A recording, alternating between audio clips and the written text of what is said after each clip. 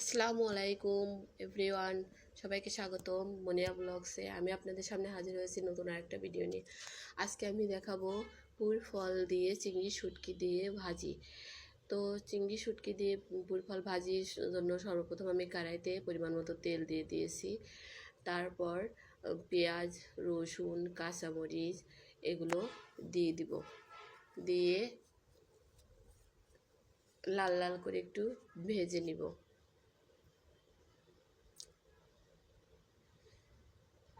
এই যে লাল লাল হয়ে গিয়েছে। এখন আমি চিংড়ি শুটকিটা আগে থেকে ধুয়ে পানি ঝরিয়ে নিয়েছি, এখন আমি দিয়ে দিলাম। আমার ভিডিওগুলো যদি আপনাদের ভালো লেগে থাকে লাইক, কমেন্ট, শেয়ার করবেন এবং পেজটি ফলো দিয়ে পাশে থাকবেন। আমি যেহেতু নতুন, আমাকে একটু সবাই সাপোর্ট করবেন। প্লিজ প্লিজ প্লিজ আমার পেজটি ফলো দিয়ে পাশে থাকবেন। ধন্যবাদ সবাইকে। তো তারপরে যে আমার চিংড়িগুলো যখন একটু ভাজি হয়ে গিয়েছে, তখন আমি পুর ফলগুলো দিয়ে দিলাম। এই রান্নাটাই এত মজা হয় যে বলার মতো না। কে কে আমার মতো এই পুর ফল পছন্দ করেন কমেন্ট করে জানাবেন। আপনারা হয়তো বা বলতে পারেন আপু শুধু এইরকম খাবারই পছন্দ করে। আমি এই রকম খাবারই পছন্দ করি। আমি যেমন ভর্তা, তারপরে এই পুর ফল, এরকম অনেক কিছু, শুটকি মাছ, এইগুলো আমি বেশি পছন্দ করি। এক একজনের পছন্দের ধরন এক এক রকম। আমার কাছে এইগুলোই বেশি ভালো লাগে মাছ মাংসের থেকে। তারপরে আমি পরিমাণ মতো লবণ দিয়ে দিলাম।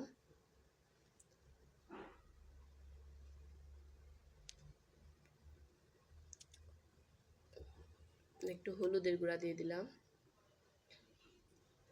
দিয়ে আমি ভালো মতো ভেজে নিব।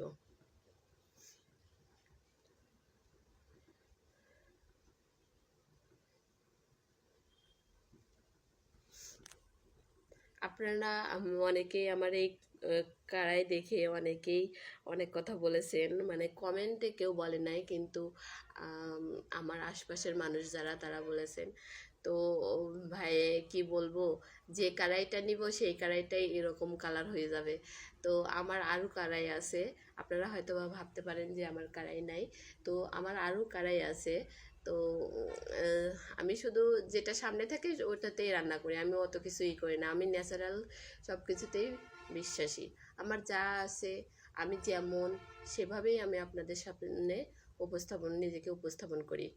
আমার কোনো কৃত্রিমতা নাই। আমাকে যার ভালো লাগবে, আমার ভিডিওগুলো যাদের ভালো লাগবে তাদের এমনিতেই ভালো লাগবে। তো আপনাদের সাথে গল্প করতে করতে আমার ভাজিটা অলরেডি হয়ে গিয়েছে। এই যে আমি এখন নামিয়ে নিয়েছি, দেখুন কত সুন্দর হয়েছে। যদি আপনারা কেউ এই ভাজিটা না খেয়ে থাকেন তো একবার ট্রাই করে দেখবেন। তো সবাইকে ধন্যবাদ। সুস্থ থাকবেন, ভালো থাকবেন। আল্লাহ হাফেজ।